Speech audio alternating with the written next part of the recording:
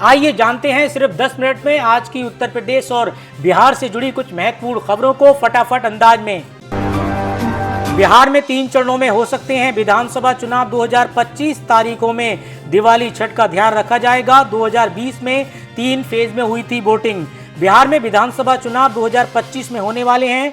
चुनाव आयोग इसकी तैयारियों में जुट गया है। मीडिया रिपोर्ट्स के अनुसार चुनाव 2 या 3 चरणों में हो सकते हैं। दिवाली और छठ जैसे त्योहारों को ध्यान में रखकर चुनाव की तारीखें तय की जाएंगी। बिहार विधानसभा चुनाव को लेकर कांग्रेस पार्टी का नया दाव। नई घोषणा के बाद बिहार में सियासी हलचल तेज। कांग्रेस ने घोषणा की है कि वे आने वाले चुनावों में अति पिछड़ी वर्ग को उनकी जनसंख्या के अनुपात में राजनीतिक हिस्सेदारी देंगे। पटना के सदाकत आश्रम में अति पिछड़ों का सवाल बनाम कांग्रेस की भूमिका विषयक एक सेमिनार में ये बात कही गई। कार्यक्रम में अति पिछड़ा समाज के प्रतिनिधियों ने भाग लिया और कांग्रेस ने उनकी सामाजिक, शैक्षिक और आर्थिक हिस्सेदारी के लिए संघर्ष करने का प्रस्ताव पारित किया। लालू प्रसाद यादव की पार्टी आरजेडी 11 जून को करेगी जनसंपर्क अभियान। बिहार के फेवोर एंड आफ्टर 1990 की बताएगी स्थिति। नीतीश सरकार पर जमकर करेगी वार। राहुल गांधी का 6 जून को बिहार दौरा। महागठबंधन के लिए महत्वपूर्ण। वे नालंदा में सम्मेलन करेंगे और तेजस्वी यादव से मिल सकते हैं। सीट बंटवारे पर सहमति की उम्मीद। बिहार में तमाम राजनीतिक पार्टियां एक्शन मोड में आ गई हैं। इसी के साथ आरजेडी ने भी एक बड़ी प्लानिंग कर ली है और पार्टी 11 जून से जनसंपर्क अभियान शुरू करेगी। यह अभियान बेहद ही खास माना जा रहा है। जनता से सीधे संवाद पर पार्टी के नेता और कार्यकर्ता तेजस्वी यादव के काम और उनकी उपलब्धियों को बताएंगे। बिहार सरकार ने शहरी क्षेत्रों में आवास की आवश्यकता को देखते हुए केंद्र सरकार से 1 लाख अतिरिक्त आवासों की मांग की है। प्रधानमंत्री शहरी आवास योजना 2 के तहत राज्य को पहले से ही 5 लाख आवास मिलने हैं, लेकिन आवेदनों की बढ़ती संख्या को देखते हुए ये निर्णय लिया गया है। वर्तमान में आवेदन के सत्यापन की प्रक्रिया चल रही है। तेज प्रताप यादव को लेकर लालू यादव की पार्टी और परिवार में मचा बवाल शांत होने का नाम नहीं ले रहा है।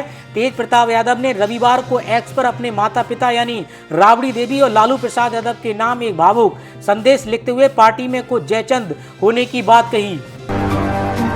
केंद्रीय मंत्री और एलजेपी के अध्यक्ष चिराग पासवान सोमवार को छत्तीसगढ़ दौरे पर रायपुर पहुंचे। यहां उन्होंने बिहार विधानसभा चुनाव में विधायकी का चुनाव लड़ने के संकेत दिए। उन्होंने कहा कि अगर मेरी उम्मीदवारी से मेरी पार्टी की स्थिति और स्ट्राइक रेट मजबूत होता है तो मैं निश्चित रूप से आगामी विधानसभा चुनाव लड़ूंगा।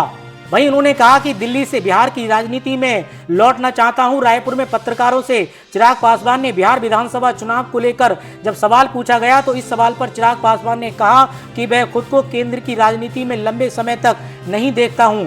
उन्होंने ये भी साफ किया कि राजनीति में उनके आने के कारण सिर्फ बिहार और बिहार के लोग हैं। बिहार में 2025 का चुनाव महत्वपूर्ण है। इस दौरान राज्य सरकार केंद्र सरकार के साथ मिलकर भी कई योजनाएं लागू कर रही है। हाल ही में बिहार के शहरी क्षेत्रों में रहने वाले लगभग 6 लाख परिवारों के लिए एक महत्वपूर्ण घोषणा की गई है। सरकार ने इन परिवारों के सपनों का आशियाना देश की दिशा में एक नई पहल की है। इस संबंध में केंद्र सरकार ने एक प्रस्ताव भेजा है जिसमें शहरी गरीबों के लिए 1 लाख अतिरिक्त आवास की मांग की गई है। बिहार में अचानक बीजेपी श्रवणों के वोट को लेकर कुछ ज्यादा ही चिंतित नजर आ रही है। बिहार विधानसभा चुनाव के कुछ दिन पहले बिहार सरकार श्रवणों के हित की चिंता श्रवण आयोग बनाने के फैसले में देखा जा सकता है। यही नहीं, बिहार बीजेपी के एक बड़े नेता को 50 साल पहले हुई पूर्व रेल मंत्री ललित नारायण मिश्र की हत्याकांड की जांच की याद भी आ गई है। ये दोनों उदाहरण काफी है ये बताने के लिए कि एनडीए सरकार को ऐसा लगने लगा है कि श्रवणों के बीच पार्टी का आधार खिसक रहा है। खासकर युवा श्रवणों में जो जातिगत जनगणना, नीतीश के साथ गठजोड़ और श्रवण केंद्रित नीतियों की कमी से शायद नाराज लग रहे हैं। दूसरी तरफ प्रशांत किशोर की जनस्वराज जैसी पार्टियां श्रवण वोटों में सेध लगाने की कोशिश कर रही हैं। हालांकि बीजेपी अभी भी श्रवणों की पहली पसंद बनी हुई है, पर खतरा साफ दिख रहा है। उत्तर प्रदेश में 100 विंडो में उड़ान भर रहे हैं उद्यमी। 2 लाख लोगों को मिला रोजगार। सीएम योगी आदित्यनाथ के प्रयास से मिल रहे हैं पंख।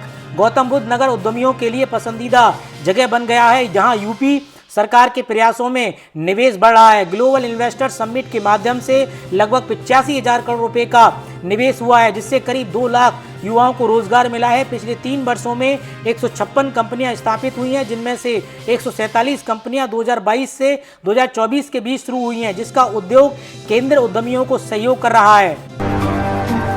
कुर्बानी पर रोक लगाने की मांग करने वालों पर भड़के मौलाना शहाबुद्दीन रजवी, कहा यह हरगिज नहीं हो सकता।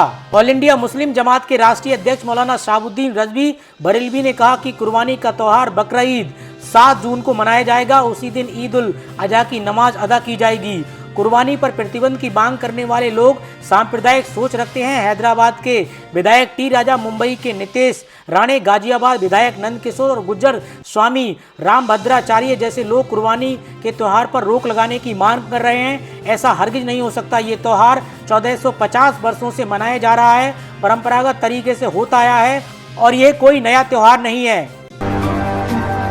300 साल बाद संगम तट पर लौटी अहिल्याबाई होलकर, गंगा के किनारे लगी न्याय की देवी की मूर्ति।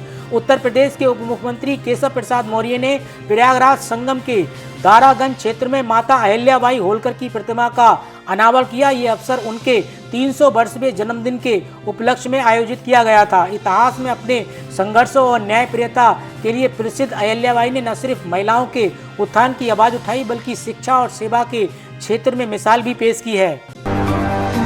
मुख्तार अंसारी के बेटे अब्बास अंसारी की विदाई की जाने पर ओपी राजभर ने लिया बड़ा फैसला।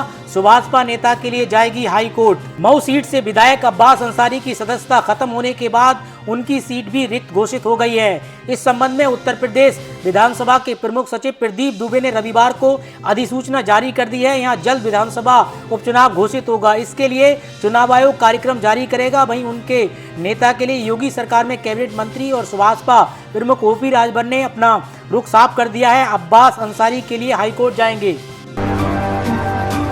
उत्तर प्रदेश के गोरखपुर में रविवार को 12 बजे एक दर्दनाक हादसा सामने आया। इसमें बिजली विभाग का एक लाइनमैन तार जोड़ते समय करंट की चपेट में आ गया। वहीं लाइनमैन के साथ काम करने वाला एक व्यक्ति एक हाथ से ही उसके तार उतारने की कोशिश करने लगा, जिसकी वजह से वह सिर के बल करीब 8 मीटर ऊपर पोल से जमीन पर गिर गया। आनन फानन में घायल को इस अस्पताल में भर्ती कराया गया है।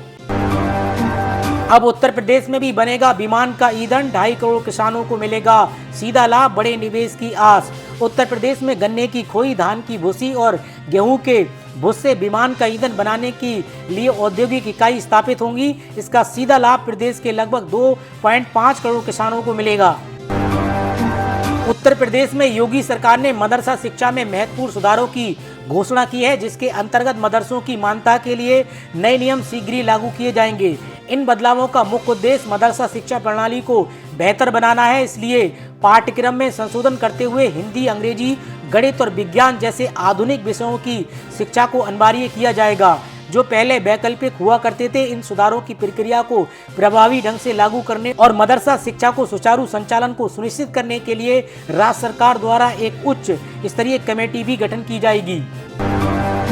बीजेपी नेत्री के बेटे का अश्लील वीडियो वायरल करने वाला साधु गिरफ्तार। अन्य आरोपियों की तलाश में जुटी पुलिस। मैनपुरी में भाजपा के पूर्व नेता के बेटे का अश्लील वीडियो वायरल करने के आरोप में पुलिस ने एक व्यक्ति को गिरफ्तार किया है। पीड़िता ने प्रेमी की पत्नी समेत 3 लोगों के खिलाफ मामला दर्ज कराया है। पुलिस वीडियो प्रसारित करने वालों की तलाश कर रही है और इस मामले में साइबर टीम की मदद ली जा रही है। उत्तर प्रदेश के नए डीजीपी बनने के बाद राजीव किशन बोले, सिपाहियों की भर्ती जल्द निकालेंगे, हर नागरिक की आवाज सुनी जाएगी। मायावती की चुनौतियों पर कहा नो कमेंट। प्रयागराज में समाजवादी पार्टी के नेता का अश्लील वीडियो, हाथ में शराब की बोतल लिए लड़की को गोद में बैठाए दिख रहा है, बोला फर्जी।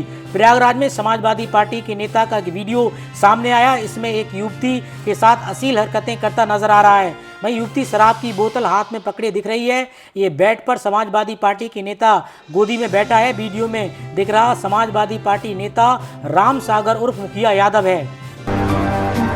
उत्तर प्रदेश में 24 घंटे में कोरोना के 7 नए मरीज। लखनऊ में 4 दिनों में मिले 4 पॉजिटिव केस। प्रदेश में 138 संक्रमित।